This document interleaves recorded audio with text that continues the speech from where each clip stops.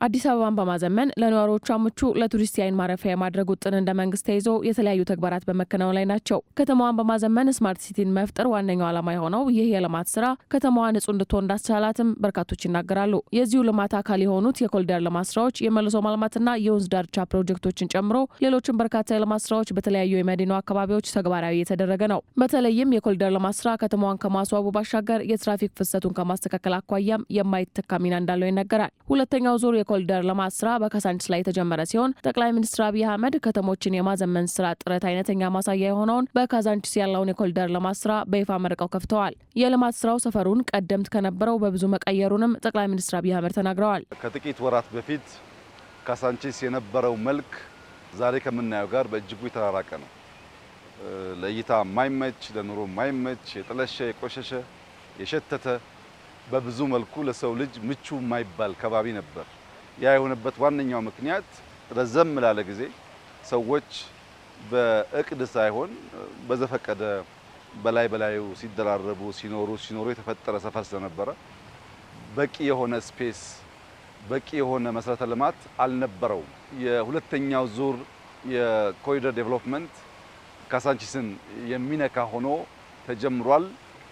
በጥቂት ወራት ጊዜ ውስጥ ካሳንቺስ እንደዚህ ውቡና ማየት መቻላችን በእጅጉ የሚያኮራ ስራ ነው። በከተማ አስተዳደሩ አዲስ አበባን ወደ ስማርት ሲቲ መቀየር የሚያስችል የቴክኖሎጂና መሰረተ ልማትን የማስፋፋት ስራዎች እየተተገበሩ ነው። በአስደናቂና በአጭር ጊዜ የተጠናቀቀው የካሳንቺስ ለውጥ ለዘመነ ከተማ ልማት ስራችን ለአረንጓዴ ንጹህና ዘመናዊ ከተማ ልማት እቅድ መሰረት የሚጥል ነው ሲሉም ጠቅላይ ሚኒስትር አብይ አህመድ ተናግረዋል። በርካታ ማህበራዊና ኢኮኖሚያዊ እንቅስቃሴዎች የሚስተናግዱባት የበርካታ ዲፕሎማቶች መቀመጫ የሆነችው አዲስ አበባን ወደ ስማርት ሲቲ ለመቀየር እቅድ ተይዞ በሁሉም መስክ ሰፊ ስራዎች እየተሰራ ሲሆን የካሳንቺስ ልማትም የዚሁ የስማርት ሲቲ ግንባታ መሰረት መሆኑን ገልጸዋል። ልጆቻችን ተስፋ አላቸው። የተሻለ ከተማ ሞደርን ከተማ እየፈጠር ነው። እዚህ ውስጥ መዘመን አለ። እዚህ ውስጥ መሰረተ ልማት አለ። እዚህ ውስጥ የስማርት ሲቲ ግንባታ ፋውንዴሽን አለ። ስማርት ሲቲ ስንል አንድ ሰው ሲንቀሳቀስ ጥሩ በሆነ መሰረተ ልማት የትራፊክ ፍሰቱን አውቆ መቆም በሚገባው ቦታ ተገቢ ሰርቪስ እያገኘ ካለመው ካቀደው ቦታ ባሰበው ጊዜ መድረስ የሚችልበትን አውድ መፍጠር ማለት ነው። የፈጠርነው መንገድ አሁን የትራፊክ ፍሰቱ በከፍተኛ ደረጃ እየቀነሰ መጥቷል። መብራቱ፣ መንገዱ፣ የውሃ ፍሳሹ፣ መዝናኛ ቦታው፣ ስፔሱ አጠቃላይ ተደምሮ ለስማርት ሲቲ ለመዘመን እንደ መሰረት ይወሰዳል። በየትኛውም ሀገር የምናየው ዘመናዊነት፣ ለውጥ፣ መሻሻል የሚገለጠው በዚሁ መንገድ ነው። ግሪን ክሊን ኤንቫይሮንመንት ያላቸው ከተሞች ናቸው የዘመኑ የሚባሉት።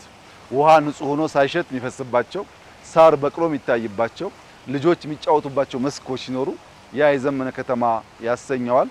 በጣም በሚያስደስት ሁኔታ በአጭር ጊዜ ውስጥ ነው ስራ የተሰራው። የተጀመረው የልማት ስራ ከፍተኛ ትጋት፣ ስራና ገንዘብ የሚጠይቅ እንደሆነ የገለጹት ጠቅላይ ሚኒስትሩ ብዙ የተለፋበትና ፍሬው የሚያማራ እንደሆነ ተናግረዋል። ልማቱ እንደ ሀገር የምንመኘውን ክብር የሚያስገኝ እንጂ አንዱን ጎድቶ ሌላኛውን የሚጠቅም አይደለም። የተሰራው ስራ ለጋራ ልማት እንደሆነ ሁሉም መገንዘብ ይገባዋልም ብለዋል። የከተማችን ነዋሪዎች መገንዘብ ያለባቸው ከነበርንበት አውድ ከነበርንበት ሁኔታ እንዲህ ወደዚህ ወደሚያምረው ሁኔታ ለመውጣት ትንሽ እልህ አስጨራሽ ትጋት ይጠይቃል፣ ስራ ይጠይቃል። ያ ስራ ደግሞ ጉሰማ ይኖረው ይሆናል። ቀላል ነገር አይደለም። አንድን ነገር አፍርሶ ሌላ ነገር መገንባት ገንዘብ ይፈልጋል፣ ጊዜ ይፈልጋል፣ ኮሚትመንት ይፈልጋል፣ ህብረት ይፈልጋል። አሊያ አይሳካም። በዚያ ምክንያት የአንዳንድ ሰዎችን ህይወት አስተጓግለን ሊሆን ይችላል። ያም ከሆነ ግን ለጋራ ልማት ነው። ያም ከሆነ ግን ለጋራ ጥቅም ነው። አንዱን ጎርቶ አንዱን ለመጥቀም ሳይሆን ሀገራችንን ለማሳደግ ልጆቻችን ተስፈኞች እንዲሆኑ የበለጸገች ሀገር መስራት እንዲችሉ ለማስቻል ስለሆነ ለዚያ የተከፈለ ዋጋ ተደርጎ መወሰድ ይኖርበታል። በመዲናዋ የተጀመረው የልማት ስራ ተጠናክሮ መቀጠል እንደሚገባው የገለጹት ጠቅላይ ሚኒስትር አብይ በየደረጃው ያሉ አመራሮች በጊዜ የለኝም መንፈስ መስራት እንደሚያስፈልግና ለልጆች የተሻለች የዘመነች ሀገር ማስረከብ እንደሚገባም መልእክታቸውን አስተላልፈዋል። ይህ ስራ መቀጠል አለበት። ሀገራችን የመገንባት የማነጽ፣ የማስዋብ፣ የማሳመር ተስፋችን፣ ህልማችን፣ ንግግራችን ወደ መሬት አውርዶ የማሳየቱ ጉዳይ ተጠናክሮ መቀጠል አለበት። በዚህ መቆም የለበትም።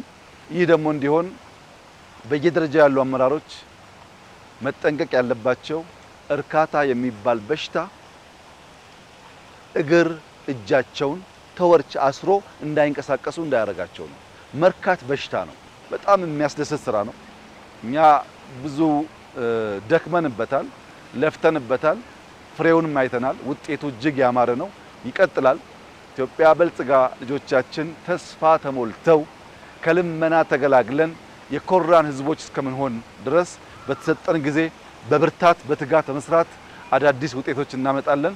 እስካሁን ለመጣውም ወደፊት ለሚመጣውም ፈጣሪያችን በእጅጉ የተመሰገነ ይሁን። የአካባቢው ነዋሪዎችን ጨምሮ ካዛንቺስን በማልማት ስራ ሂደት ውስጥ ለተሳተፉ ሁሉ ምስጋናቸውን ያቀረቡት ጠቅላይ ሚኒስትር አብይ አህመድ የምንፈልጋትን ከልመና የተለቀቀች የዘመነች ምቹ ኢትዮጵያን እስክንፈጥር ድረስ የልማት ስራዎች አይቆሙም ሲሉም አረጋግጠዋል።